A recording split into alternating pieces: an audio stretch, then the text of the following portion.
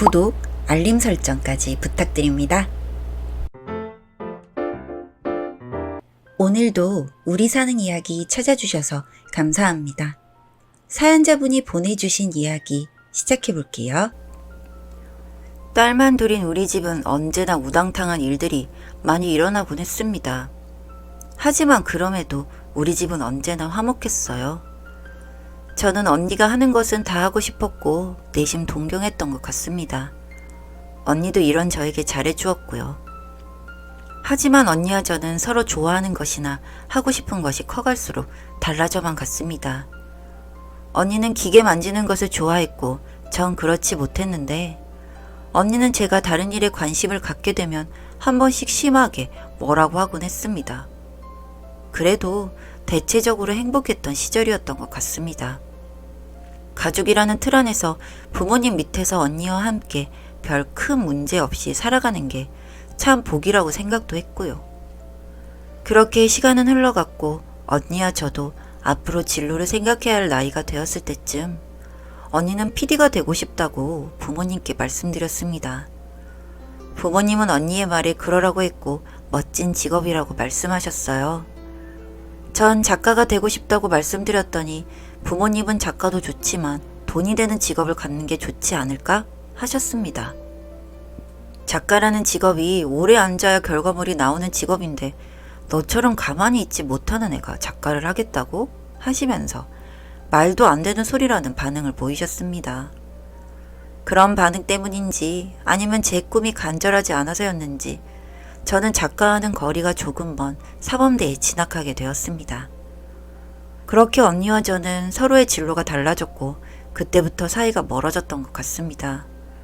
서로 바쁘기도 했지만 겹치는 것이 없는 것에서 대화가 통하지 않았기 때문에 길게 이야기할 일이 없었죠. 그렇게 또 하루하루가 흘러가고 있었는데 어느 날 온 가족이 오랜만에 밥을 먹고 있었습니다.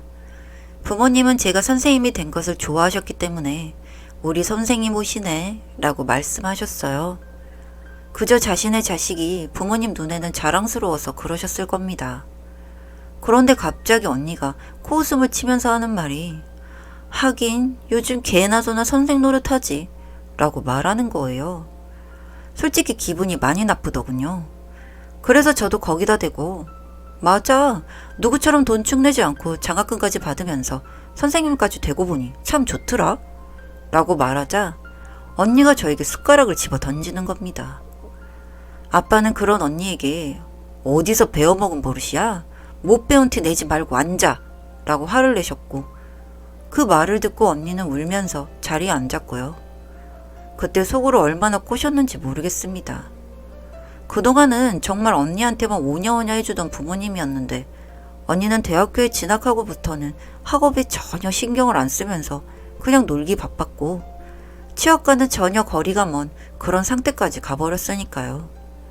자격증 하나 없고 토익 점수는 아주 바닥이고 그래서 부모님이 굉장히 속이 썩었던 게 사실이었거든요. 그런데 그때 아마 언니는 굉장히 충격을 받았던 것 같았습니다. 믿었던 부모님이 그런 말씀을 하신 것에다가 어릴 때부터 자신을 존경하면서 바라보던 동생이 이젠 어느 누가 봐도 훨씬 나은 삶을 살고 있었으니 자격지심도 있었던 것 같고요. 그렇게 그 일은 또 평범한 하루하루들이 쌓여가며 잊혀져 갔습니다.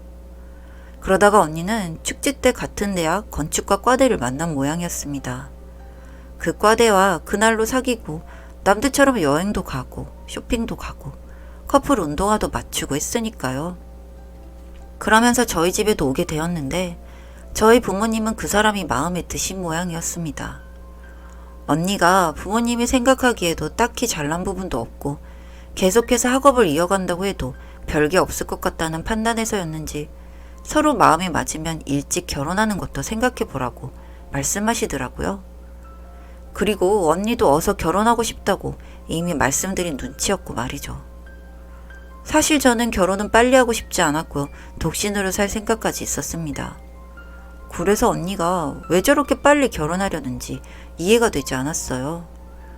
제 주변 결혼 일찍 한 친구들을 보면 다들 힘들어했고 불만이 많았기 때문에 전 내심 결혼은 하지 않는 게 낫다고 생각했었던 것 같습니다.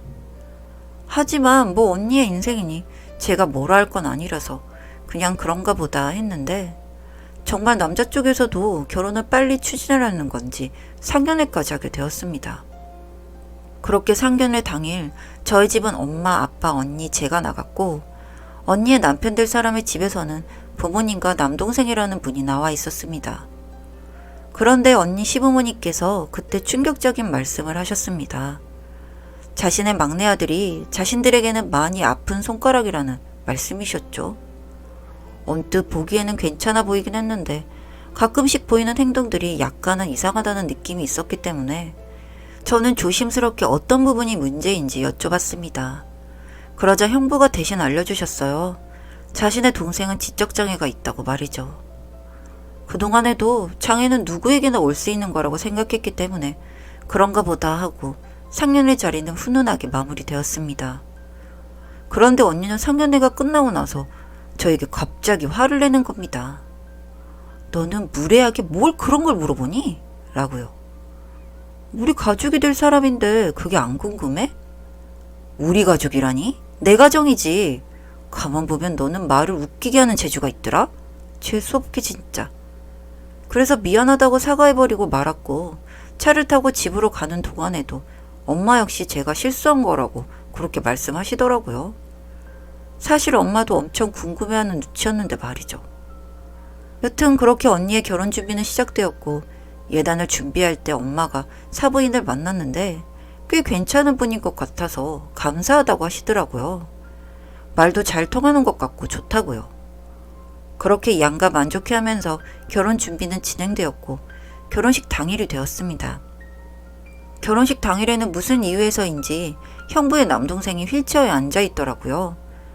몸이 불편한 건 아닌 것 같았는데 휠체어에 앉아서 담요 같은 걸로 아래를 덮고 있었는데 보니까 그 담요 사이로 안전벨트 같은 끈이 보이더군요. 괜히 소란이 일어날까봐 그랬나 보다 하고 말았습니다. 괜히 또 부모님께 말씀드렸다가 안 좋은 소리만 들을 것 같아서 그러고 말았는데 그 남동생과 눈이 마주쳤어요. 그런데 절 보고 씩 웃는 겁니다. 그러면서 자신의 엄마에게 하는 말이 엄마, 저 누나도 예쁘네 라고요. 20대 초반의 남자가 그런 말을 하면 대부분 기분이 좋을 텐데 전 왠지 소름 끼치고 불쾌했습니다. 하지만 그냥 참고 넘겼고요. 그렇게 결혼식을 마치고 언니는 신혼여행을 떠났습니다. 저는 일상생활로 복귀를 했고 그렇게 수업을 들으러 가서 도중에 모르는 번호로 전화가 왔습니다. 받았더니 사돈처녀 아니냐고 물으시기에 언니의 시어머니구나 싶어서 맞다고 하며 인사를 드렸습니다. 그런데 그분이 저에게 자기 둘째 아들이 제가 보고 싶다면서 밥을 아예 안 먹고 난리를 친다는 것이었습니다. 그러면서 한번 와주면 안 되겠냐는 거예요. 그래서 제가 수업도 있고 그건 좀 힘들겠다고 하고 전화를 끊었습니다. 그런데 그 전화를 끊자마자 신혼여행을 간 언니한테 전화가 오는 게 아니겠어요? 대뜸 소리부터 지르더니 야, 너는 그냥 내 한 번 하는 게 어렵냐? 하는 겁니다. 저도 좀 어이가 없어서 아니 내 얘기 들어봐. 사돈댁에서 전화해서 자기 아들 밥 안 먹으니까 같이 먹어달라는 게 가능한 일이야? 그것도 나 혼자? 야, 너는 그런 것도 못해? 너 때문에 시댁이랑 사이 틀어지기만 해봐. 가만 안 둬? 하고 전화를 끊어버리더군요. 그렇게 며칠 뒤 언니는 신혼여행을 갔다가 다시 한국으로 돌아왔습니다. 그러면서 야, 시댁 가서 사과드려 하길래 너무 어이가 없었지만 그래야 하나 보다 하고 갔습니다. 혼자도 아니고 언니가 같이 간다고 하니 얼굴 비추고 오면 되겠거니 하고 따라 나섰어요. 그런데 시댁에 도착해서는 언니는 차에 있고 저보고 먼저 들어가라고 등을 떠미는 겁니다. 자기는 인사드리러 가는 거니까 과일이라도 사오겠다고요. 그럼 같이 가자고 했더니 또 욕을 하며 난리를 치기에 저 먼저 들어가기로 했습니다. 그렇게 배를 눌렀는데 집안이 어째 조용한 겁니다. 그러다가 인기척이 들리길래 보니까 그 남동생만 있는 거예요. 집에 아무도 없냐고 했더니 절 보고 씩 웃더니 잠깐 이 앞에 나갔다면서 들어와 기다리라고 하더군요. 잠시 앉아있으니 언니의 시부모님이 오셨고 여기는 웬일이냐고 물으시기에 그때 못 와봐서 죄송하다고 말씀드렸습니다. 언니는 무슨 시부모님들 오시기를 기다렸던 것처럼 이제 오세요 어머님 아버님 하며 웃으면서 말을 하더라고요.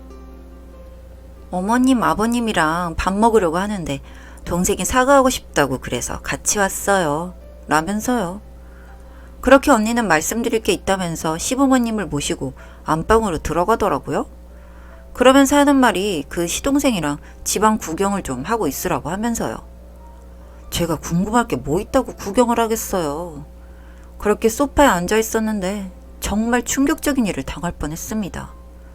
그 남동생이라는 인간이 제 목걸이가 신기하다면서 만지려고 손을 뻗어오는데 남자의 손길이 다가오는데 너무 무섭고 짜증나서 손을 확 쳐버렸거든요. 그런데 그 손이 제 가슴에 닿는 겁니다. 지적장애가 있어 사리 분별이 안 되나 싶어서 하지 말라고 했더니 세상에 이게 눈이 뒤집어져서 절 덮치려고 하는 게 아니겠어요? 뭐 장애가 있고 없고를 떠나서 20대 초반의 남자가 힘이 얼마나 좋겠습니까? 요령 있게 제 입까지 틀어막고 덤비길래 주머니에서 휴대폰을 꺼내고 그놈 머리를 쳤습니다. 그러고는 곧바로 소리를 지르고 난리를 쳤죠. 언니와 시어른들이 나오고 그러던지 말던지 저는 경찰서에 연락부터 했습니다. 언니는 연락하는 절 보고 미쳤냐며 난리였지만 제가 보기엔 언니가 더 미친 것 같았거든요. 경찰서에 가서 사돈 총각이 제 가슴을 만졌고 성폭행하려고 했다면서 울면서 말했는데 정말 어이가 없게도 그놈도 그렇고 그놈의 부모님도 그렇고 장애가 있어서 그렇다며 발을 빼는 겁니다. 그러면서 조심하지 못한 제 탓이라고 하면서 말이죠. 그 말에 너무 열받아서 그 집 식구들이 가던 말던 언니와 한바탕 붙었습니다. 서로 정말 몸으로 싸웠고 머리채를 잡아가면서 난리를 쳤죠. 그렇게 한바탕 하고 언니는 저보고 미친년이라고 하더니 가버렸고 저는 엉엉 울면서 오고 있다는 부모님을 기다렸습니다. 기다리던 중에 보니까 언니가 평소에 걸고 다니던 목걸이가 떨어져 있었고 그걸 주워 들었습니다. 아주 어릴 때 부모님이 저와 언니 둘에게 선물해줬던 목걸이였는데 요즘엔 안 걸고 다녔던 걸로 기억하거든요. 아마도 가방에서 빠졌나 보다 하고 사진을 넣어놓을 수 있게 된 그 목걸이를 열어보았습니다. 그리고 저는 충격에 빠졌어요. 그 사진 안에 있는 사람은 언니의 남편도 아닌 자신의 얼굴도 아닌 그 시동생의 사진이 있는 겁니다. 그간 언니의 목걸이 주인공들은 자신이 짝사랑하거나 사귄 남자들이었는데 소름이 쫙 돋으면서 미쳤구나 싶더군요. 그렇게 부모님이 도착했고 저는 얼빠진 채로 상황을 정리하기에 바빴습니다. 엄마는 저에게 계속해서 미안하다고 하셨어요. 그러시면서 검은 머리 짐승은 거두는 게 아니야 라는 말을 계속해서 되풀이 하셨습니다. 그땐 그 이유를 몰랐는데 나중에서야 그 이유를 알게 되었습니다. 아빠는 당장 언니를 부르라면서 빨리 오라고 했고 그렇게 도착한 언니는 부모님께 호되게 야단을 맞았습니다. 어떻게 너 편하자고 동생이 그런 꼴을 당하게 해? 내 딸보다 너를 더 열심히 키웠는데 네가 그런 짓을 해? 네가 그러고도 언니야? 사람이냐고! 엄마는 그렇게 울다가 쓰러지셨고요. 아빠는 너무 화가 나서 해선 안 될 말씀까지 해버리고 마셨습니다. 너 데려다가 키워놨더니 기껏 하는 짓이 내 딸한테 이런 짓이나 해? 잘 먹이고 잘 키워놨더니 네가 감히? 하며 뺨을 때리셨고 언니는 그 길로 집을 나가버렸습니다. 저는 그때 알게 되었죠. 제 언니가 친언니가 아니라는 것을 말이죠. 거기에 제가 알게 된 언니의 비밀까지 정말 머리가 터질 것만 같았습니다. 그리고 문제는 여기서 끝이 아니었습니다. 저는 언니의 비밀을 저만 알고 있는 줄 알았는데 그게 아니었던가 봅니다. 뺨을 맞고 집을 나간 언니는 시댁에 가서 그 시동생에게 소리를 질렀다고 하더군요. 너 때문에 모든 게 망가졌다고 하면서 말이죠. 그리고 그날 모든 진실이 밝혀졌습니다. 제가 의심하고 있던 걸 형부도 의심을 하던 중에 이번 일을 겪으면서 다 알게 되었던 거였습니다. 형부와 사귀는 기간 동안에도 언니는 형부 집을 자주 드나들었고 때로 시동생이 혼자 있을 때는 가서 밥을 챙겨주기도 했기 때문에 더 고마움을 느껴서 빨리 결혼을 결심했다고 하더군요. 그런데 가끔씩 시동생이 이상한 소리를 하는데 언니야 잤다면서 자랑하듯 말했다고 하는 겁니다. 그게 한두 번이 아닌데다가 그런 말을 시동생이 내뱉을 때마다 언니가 하는 행동도 자연스럽지가 않았다고요. 그리고 결국에는 둘이 결혼 이후에도 관계하는 것을 형부가 확인해버린 거였습니다. 이 사실을 알고 저는 언니에게 물었습니다. 대체 왜 그럼 나한테 그런 짓을 해온 거냐고요. 그랬더니 체념한 듯 말해주더군요. 시동생이 자꾸 위험한 발언을 하자 그 입을 막으려면 동생은 제가 마음에 들었으니 소개시켜달라고 하기에 자기는 그럴 수밖에 없었다고요. 그렇게 양쪽 집안은 난리가 났습니다.